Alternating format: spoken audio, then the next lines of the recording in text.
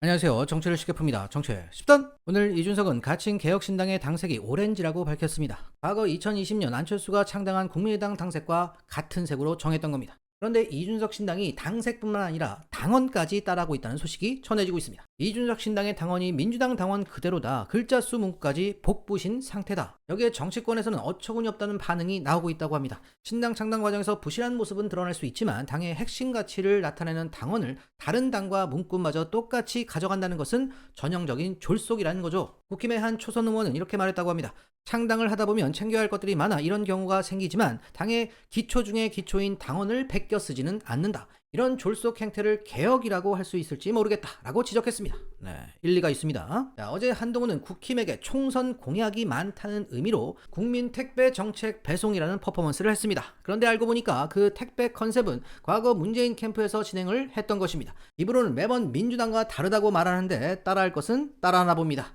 그럼에도 불구하고 국민을 위해서라면 원조 따질 필요 없이 어떤 것이든 따라할 수 있습니다. 그런데 당의 정체성을 말하는 당원을 그대로 복붙했다는 것은 국민에 대한 예의가 아니고 졸속이라는 비난을 받아도 싸다고 생각합니다.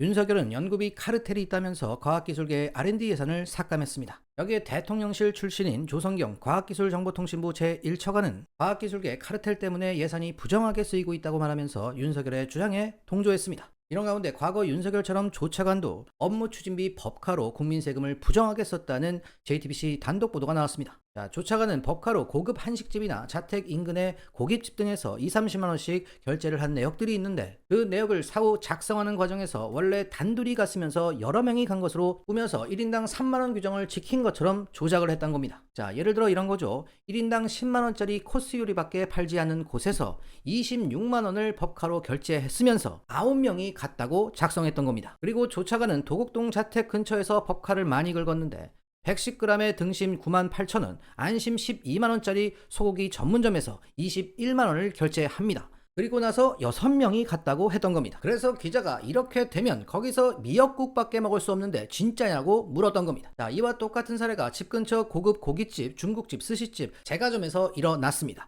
그런데 더 큰 문제는 이에 대한 조차관의 해명마저 거짓이었던 겁니다. 조차관은 같은 브랜드의 식당이지만 비싼 곳이 있고 싼 곳이 있다. 나는 싼 곳을 갔다고 해명했는데 영수증을 확인해 보니 비싼 곳을 갔던 겁니다. 그리고 연구 현장에 전문가들과 식사를 했다고 적어놨기 때문에 기자가 이렇게 물었습니다.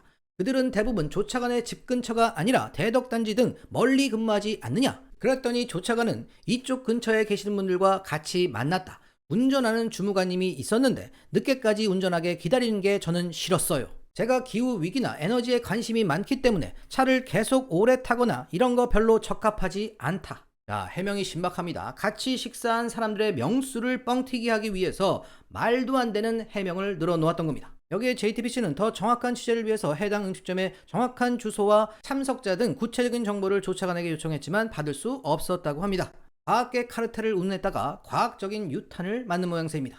한동훈은 검찰 영수증이 휘발됐다고 해도 그냥 넘어가고 원희룡은 오마카세 먹고 카드깡해도 그만이고 법원이 대통령실 특활비 수의계약 내역을 공개하라고 해도 조용합니다. 하면 이재명 대표 배우자 김혜경 씨의 경우 자신의 밥값은 본인이 결제하고 나머지 참석자의 밥값 78,000원을 법카로 결제했다고 압수수색 128번의 사람이 죽어나가고 난립니다. 그리고 이재명 대표가 자신의 샌드위치에 야채 곱빼기 시켰다고 내부 폭로가 나왔다며 추가 기소를 운운하고 있는 상황입니다. 이런 상황에서 터진 조성경 차관의 법카 논란은 쉽게 가라앉지 않아야 정상입니다. 자, 이런 가운데 오마카세 원희룡이 휘발 한동훈의 지원을 받으며 이재명 대표 지역구인 인천 계양을에 출마 선언을 했다는 소식이 전해지고 있습니다. 자, 여기서 돌덩이를 치우겠다는 등의 얘기를 했는데 가장 이목을 끌었던 것은 바로 이 사진입니다. 자, 한동훈과 원희룡이 포옹을 하고 뭔가를 얘기하는 것 같은데 여기서 원희룡의 그 기회주의적인 면모가 잘 드러나는 표정이 잡혔던 겁니다.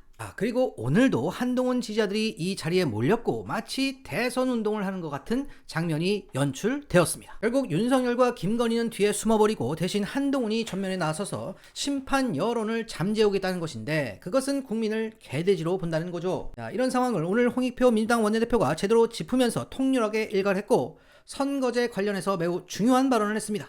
사실상 병립형으로 갈 것이라고 말한 것과 진배 없는 발언이었습니다.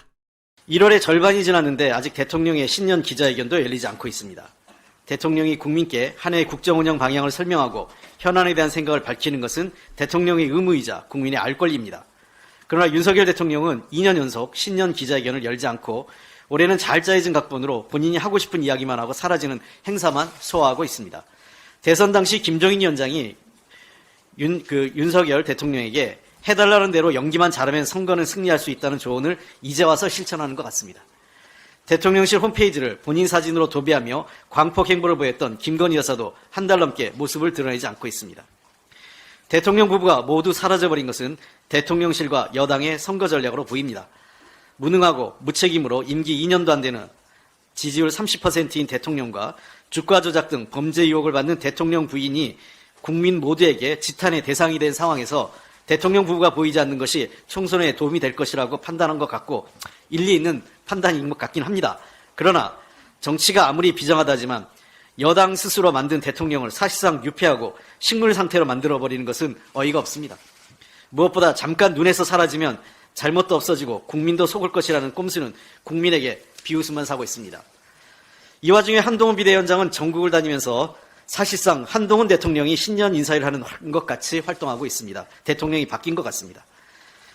세간에서는 지금 이 모습 때문에 대통령이 누구인지 헷갈린다는 평가도 나오는 것입니다. 사라진 대통령 부부, 그 자리를 대신한 한동훈 비대위원장, 선거 때까지만 국민의 눈과 귀를 가리는 것이 아니라면 대통령은 당당히 국민 앞에 나와 국민의 비판과 요구에 진솔하게 대답하고 한동훈 위원장은 대통령에게 쓴소리하는 여당 대표가 되시기 바랍니다. 선거제도 관련돼 가지고 보도가 일부 언론에서 이상하게 나서 좀 바로잡을게요. 어제 비례대표제를 병립과 연동형을 반반씩 한다라고 마치 그게 민주당 아닌 것처럼 매일경제인가요? 일부 언론에서 이렇게 또 기사를 내서 매우 유감스럽습니다. 잘못된 내용이고요. 그 안은 정개특위 간사하고 정개특위 일부 위원들이 그 안에 대해서 내부적으로 협의를 해서 양당 원내대표한테 그 건의를 하겠다고 해서 제가 만약에 국민의힘에서 그 안을 긍정적으로 검토하겠다고 받아들이겠다면 나도 논의해보겠다 이런 얘기를 했고 실제 어제 오찬장에서 윤재욱 원내대표하고 상의한 결과 윤재욱 원내대표는 연동형의 일부라도 받을 수 없다고 해서 그러면 우리도 더 이상 논의할 게 없다. 그러니까 민주당이 제안한 안이 아니라 정개특위에서 위성정당을 방지하고 협의해볼 수 있는 안이 아니냐. 그래서 정개특위의 여야 간사와 일부 위원들께서 절충안을 한번 만들어서 양당 원내대표에 제안했던 내용이다라고 바로 잡겠습니다. 민주당 안이 아닙니다. 이상입니다.